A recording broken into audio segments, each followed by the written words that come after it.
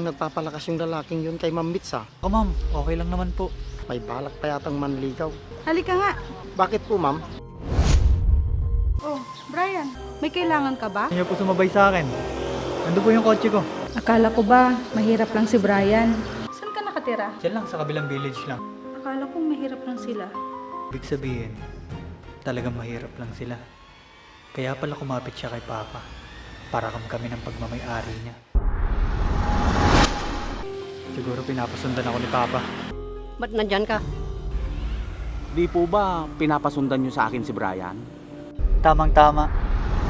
Wala pang sundo si Mitch. Pagkakataon ko na to. Kung nga mo, na ibabalik mo na sa tatay ko ang kumpanya. Pagmamayari ko na yon! Akala mo maniniwala ako sa'yo?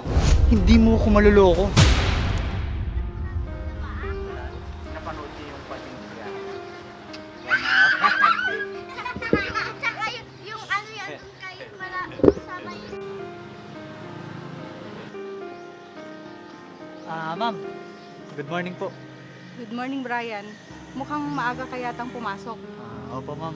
Totoo po niyan. Nintay ko po kayo eh. Ah, ganun ba? Bakit naman? Wala lang po, ma'am. Ma'am, tulungan ko na po kayo sa bitbit niyo. Hindi na, ako na lang.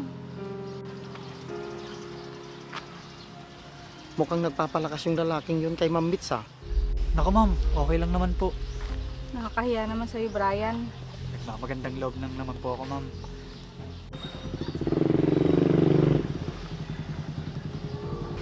Sige, ma'am. Tara na po. Mukhang hindi lang yata itong nagpapalakas kay Ma'am Mitz.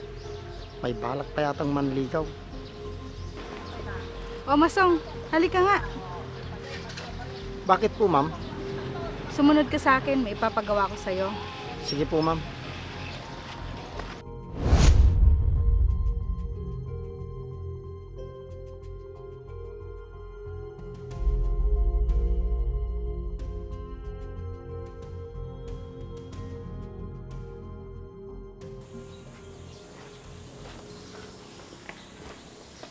Ma'am.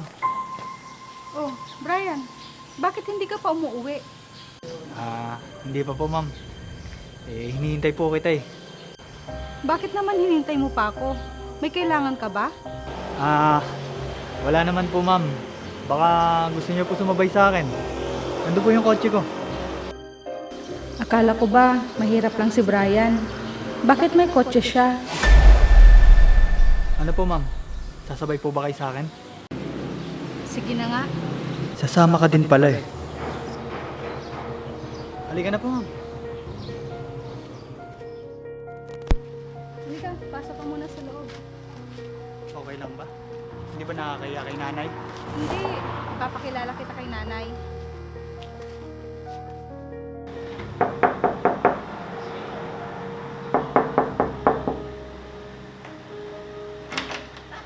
Ay, ate kayo pala. Oh, nasan si nanay? Wait lang po, tatawagin ko lang po ah. Upo ka muna. Salamat.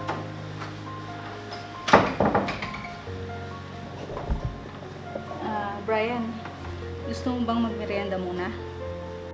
Hindi na. Okay lang ako. Iha, nandiyan ka na pala. Mano po, Nay? Magandang araw po.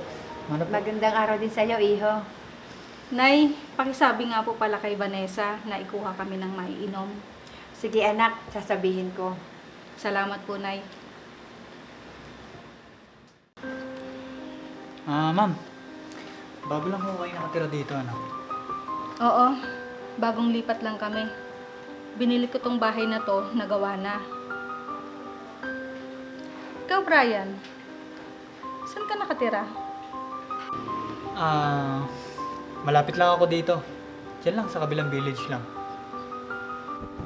Kabilang village? Akala ko mahirap lang sila.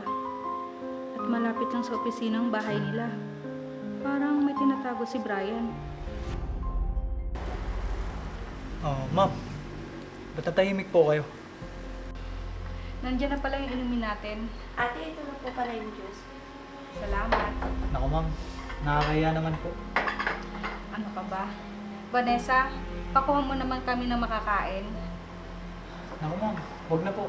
Okay lang po talaga ako. Busog pa naman po ako. Ah, sige, okay na Vanessa, salamat. Sige po, ma'am. Doon muna po ako kay nanay. Tutulong lang po ako. Okay. Ma'am. Nasaan po pala yung tatay niyo? Wala na akong tatay. Simula nung bata pa ako. Simula noon, si nanay nang tumayong nanay at tatay ko. Kaso, nagkasakit siya noon. Kaya hindi na ako nakapagtapos ng pag-aaral ko. Ibig sabihin, talagang mahirap lang sila. Kaya pala kumapit siya kay Papa. Para kami ng pagmamay-ari niya. Ikaw, Brian, nasaan ang mga magulang mo? Wala na rin ang nanay ko. Ang tatay ko naman, nasa bahay. Nawalan siya ng trabaho. Ha? Bakit naman? Dahil sa'yo. Hindi ko rin alam eh. Pero nabalitaan ko dahil sa isang babae. Siya ang dahilan kung bakit nawalan siya ng trabaho at nawalan din ng pagkakakitaan ngayon. Kawawa naman pala ang tatay mo. Kung sino man yun, sana usigin siya ng konsensya niya. Sana nga ma'am. Gahaman kasi yung babaeng yun sa pera. Ang sama naman pala ng babaeng yun. Talagang masama ka. Hindi mo alam kung sino ang kinakalaban mo. Babawiin ko lahat ng inangkin mo, lalo na ang kumpanya. Siya nga po pala ma'am. Mauna na rin po ako. Wala po kasing kasama si tatay sa bahay eh. O sige, mag-iingat ka. Salamat pala sa paghatid mo sa akin ha. Nako, wala ho yun ma'am. Sige po, mauna na po ako. Sige.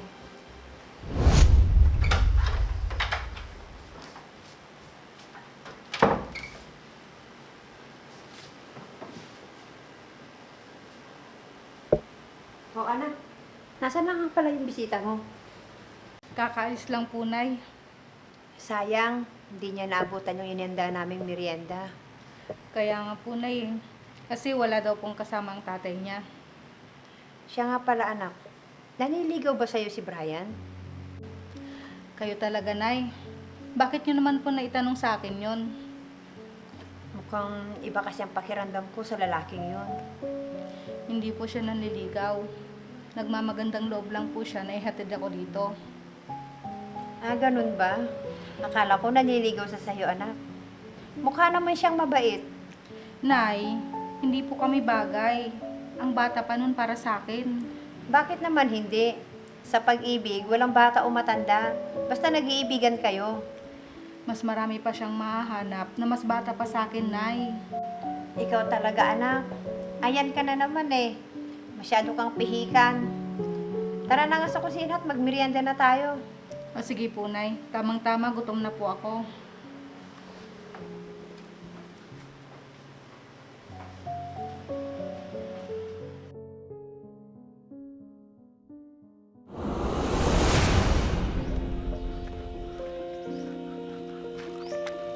Pa, naalis na po ako. Oh, papasok ka na sa opisina nyo? Opo pa. Mukhang maganda yung napasukan mong trabaho, anak ha? Opo. Maganda talaga. Lalo na pag naibalik ko na kay Papa ang kumpanyang yun. Pa, alis na po ako. Sige anak, mag-iingat ka. Sige po pa. Salamat. Mauna na po ako. Saan kaya nagtatrabaho yun si Brian? Berto! Halika nga.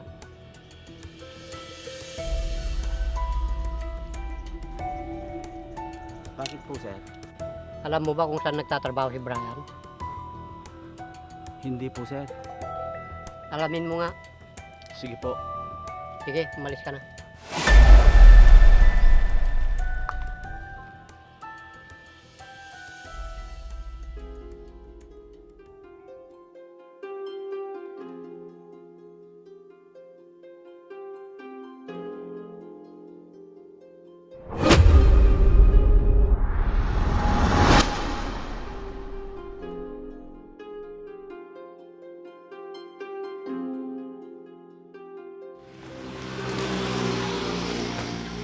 Kuya Berto yun ah. Siguro pinapasundan ako ni Papa. Doon pala siya nagtratrabaho.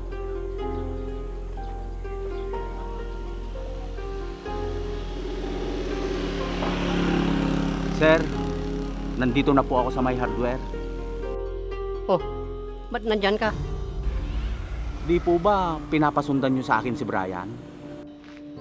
Ibig sabihin, sa hardware siya nagtatrabaho? Opo, sir. Sige, umuwi ka na. Sige, sir. Bakit kaya doon naman niya naisipan magtrabaho?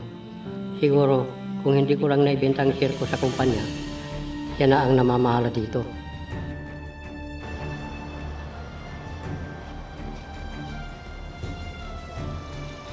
Wala na si Kuya Berto.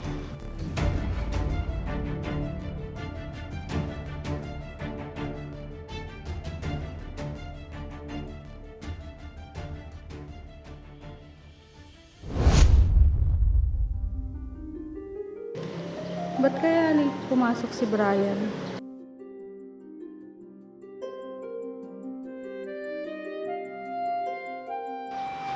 Ma'am, pauwi na po ba kayo?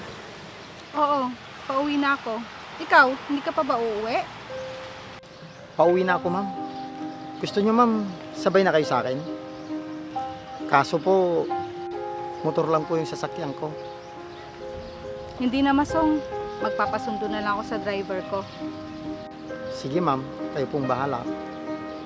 Sige na, Masong. Umuwi ka na. Parating na rin ang driver ko. Sigurado po kayo, ma'am? Ayaw niyong sumakay sa motor ko? Mas mabilis po yan. Hindi na. Sige na, umuwi ka na. Sige po, ma'am. Mag-iingat po kayo. Sige, salamat. Ikaw din.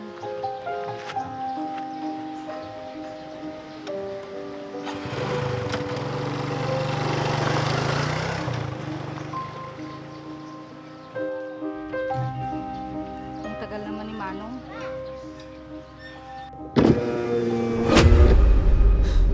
Tamang-tama. Wala pang sundo si Mitch. Pagkakataon ko na to.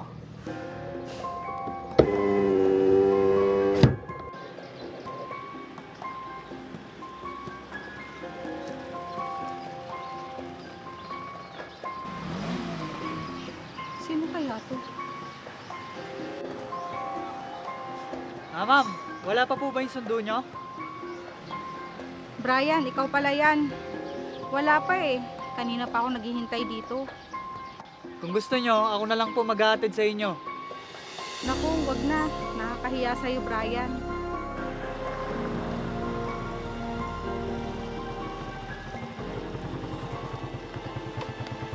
Kalimutan yung cellphone ko. Kailangan kong balikan sa opisina. Huwag na po kayo mahiya, ma'am.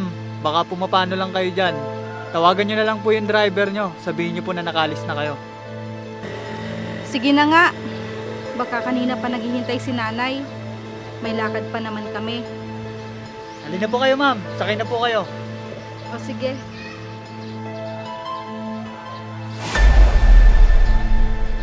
Hindi pa pala nakaalis si Ma'am Mitch.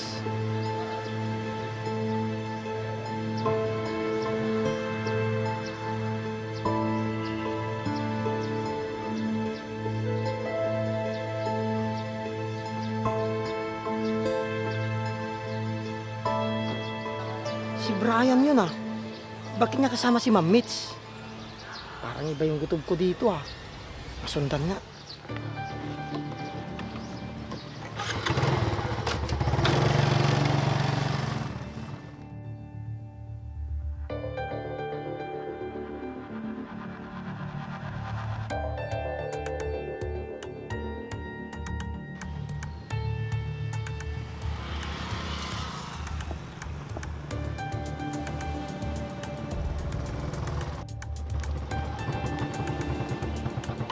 Mukhang iba yung dinadaanan nila.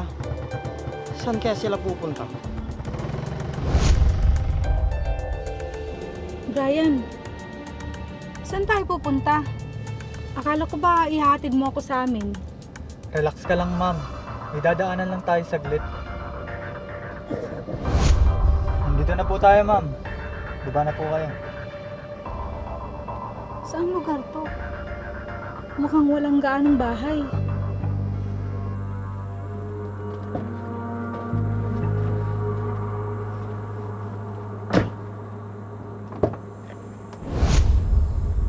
Tara na ba, ma'am?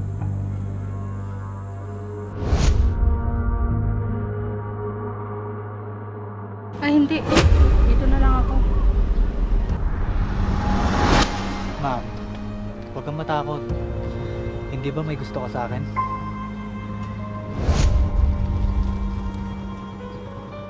Bakit dito sila pumunta? Ha? Saan ka ba pupunta? Hintayin na lang kita dito. Samahan niyo na po ako, ma'am. Sigurado ako magugustuhan niyo yung gagawin ko. Hindi, Brian. Ano bang nangyayari? Pwede bang umuwi na tayo? Mukhang may balak na masama si Brian. Ma'am, mag-uusap lang naman tayo dito eh. Ayaw mo ba akong makasama? Hindi naman sa ganun. Naghihintay kasi sa akin si nanay. Baka gabihin tayo. Kaya, tara na. Ikaw naman, ma'am. Ano bang iniisip mo sa akin? Hindi naman ako masamang tao. Ang kulit mo naman, Brian. Sinabi ko na gusto ko nang umalis. Walang aalis! Ano ba, Brian? Nasasaktan ako! Ang kulit mo! Ikaw, ang yabang mo na. Simula nung nakuha mo yung kumpanya, kala mo kung sino ka umasta. Anong sabi mo? Pakilinaw nga, Brian. Hindi ba kanang kamay ka ni Romeo Agustin dati? Oo, bakit? Siyang dati kong boss. Bakit kilala mo siya? Ako lang naman ang anak niya. Sinasabi ko na nga ba eh. Pues ngayon, alam mo na kung anong pakay ko. Dahil sa'yo, nawala ang kumpanya ng papa ko. Anak siya ni si Romeo? Hindi ako papayag na kakamkamin mo yung kumpanyang pinaghirapan ng papa ko. Hindi ko kinamkam ang kumpanyang yon. Anong sabi mo? Alam kong gumawa ka ng paraan para mapasayo ang kumpanya. Teka nga, tawagan ko si Romeo.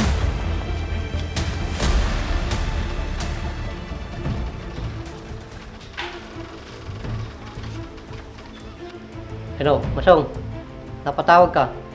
Sir, yung anak nyo, Bakit? Anong nangyari sa anak kong si Brian? sir, kailangan nyo pong pumunta dito. Kasama niya si Mitch. Ha? Paano nangyari yun? Basta, kailangan nyo pumunta dito, sir. I-chat ko na lang po yung address. O sige, salamat.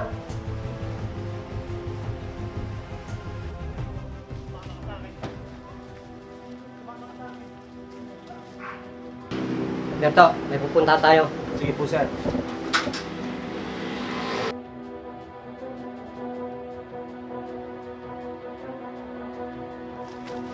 Ano ba, Brian? Gusto ko na umuwi. Makakauwi ka lang kapag lumabas dyan sa bunganga mo na ibabalik mo na sa tatay ko ang kumpanya. Ano bang pinagsasabi mo? Hindi ko nga yun kinuha kay Sir Romeo. Pagmamayari ko na yun. Ayaw mo pang umamin, ha? Akala mo maniniwala ako sa'yo? Alam kong mahirap ka lang dati, kaya paano mapupunta sa'yo yun? Anong ginagawa ni Brian kay Mitch? Oo, mahirap lang ako dati. Eh, yumaman ka lang naman ng dahil sa kaibangan mo. Siguro naloko mo rin si Papa. Tingin mo maloloko mo ko? Ha? Hindi mo ako maloloko. Brian, anong ginagawa mo? Baka maputok mo yan. Ano ba yan? Ang tagal naman ni Sir Romeo. Hindi pa dumarating. Talagang ipuputok ko sa'yo to. Pag di mo inamin yung ginawa mo sa kumpanya ng Papa ko. Isa lang naman yung gusto ko eh. Ibalik mo sa amin yung kumpanya para walang gulo. Maawa ka sa akin, Brian. Ibaba mo yan. Hindi mo kailangan gawin yan. Maaari kang makulong. Malaki ang utang na loob ko sa papa mo. Ayokong mauwi tayo sa ganito. Pag-usapan natin to ng maayos. please lang. Ibaba mo na yan. So, asan yung anak ko? Andun po si Romeo. Tara, punta natin. Brian, please lang. Ibaba mo na yan. Brian, anak, bitawan mo yan. Papa? Anong ginagawa mo dito? Ako ang tumawag kay Sir Romeo, Brian. Pakailamero ka talaga, Masong. Masyado kang bida-bida.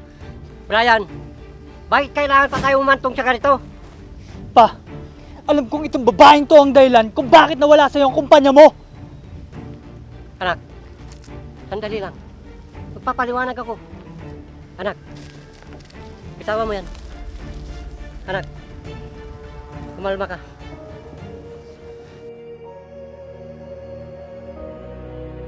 Papaliwanag ako, anak. Nalulung ako sa sugal.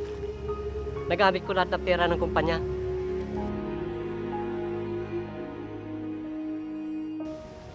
Hanggang sa umabot ng ganito. Muntik nang bumagsak ang kumpanya. Pero sinalba ito ni Mitch. Ano? Paano? Tama ang papa mo. Hindi ko naman intensyon na sarilinin ang lahat ng yon. Sinabi ko kay papa mo na siya pa rin ang mamamahala. Pero Hindi ko na kaya, anak. Nakakalungkot isipin. Pero sana, maintindihan mo. Kaya pinaubaya ko na lang kay Mitch. Pero pa, nandito naman ako. Ba't di nyo man lang sinabi sa akin? Anak, natakot ako at nahiya. Kaya hindi ko nasabi sa'yo noon. Kay Mitch lahat galing yung pera. Kaya pinaubaya ko na lang sa kanya yung kumpanya. Mabait at masipag si Mitch. Nagamit ko yung pera ng kumpanya. Nabaon ako sa utang dahil sa sugal. Hindi ko akalain. Mitch, hindi ko sinasadya. alam mo Brian, kaya ako napunta sa ganitong estado ng buhay dahil sa papa mo. Siya ang tumulong sa akin noong mga panahon na walang-wala ako. Pinaaral niya ako at pinagtrabaho sa kumpanya. Kaya naman nung panahon na sumasahod ako, nag-ipon ako. Kasi sabi ko sa sarili ko, hindi na ako babalik pa sa kahirapan. Balang araw, tutulong ako sa lahat ng mga nangangailangan. Tulad nung pagtulong sa akin ni Sir Romeo noon. Pasensya na. Mali ako nang inaakala. Hindi ko dapat ginawa sa'yo yun, Mitch. Anak, patawarin mo ako. Balak ko naman sabihin sa'yo yun. Kumukuha lang ako ng tiyempo. Pa, ako ang may kasalanan. Kaya dapat makulong ako. Dapat kong pagbayaran ng mga ginawa ko. Walang makukulong. Naiintindihan ko ang nararamdaman mo, Brian. Bilang ganti sa lahat ng mga naitulong sa akin ni Sir Romeo, patatawarin kita. Salamat, Mitch. Pasensya ka na sa nangyari. Sir, malaki ang utang na loob ko sa inyo. Sana hindi na ito maulit. Ikaw naman, Brian, mahalin mo ang papa mo nang higit pa at huwag mo siyang pababayaan dahil ikaw na lang ang meron siya. Oo, gagawin ko yun. Maraming salamat. Kahit ganun pa man, hindi mo pa rin ako nagawang ipakulong. Naintindihan ko naman na gusto mong mabawi ang kumpanya nyo. Hindi ko naman ito inaangkin. Sa inyo pa rin ito nakapangalan. Hindi. Sa'yo yun, Mitch. Sir Romeo, gusto ko po itong iregalo sa inyo. Hindi ko po hangad ang sobra-sobrang kayamanan. Sapat na po na may sarili kaming bahay at meron pa naman po kaming natitirang ipon. Mabait ka talaga, Ma'am Mitch. Katulad mo si Sir Romeo. Hindi mo na kailangan ibalik kay Papa yun, Mitch. Pinaghirapan mo yun. Kaya sa'yo na yun. Oo nga naman, Mitch. Kayo talagang mag-ama. Sige, ganito na lang. Share na lang tayo doon. Okay ba sa inyo yon? Mitch, pasensya ka na talaga. Sige, wala yon. Sige, tara na. Para makapagtingan tayo. Sige sir, ihanda ko na yung sasakyan. Sige, kunin mo na ito. Sige po. Tara.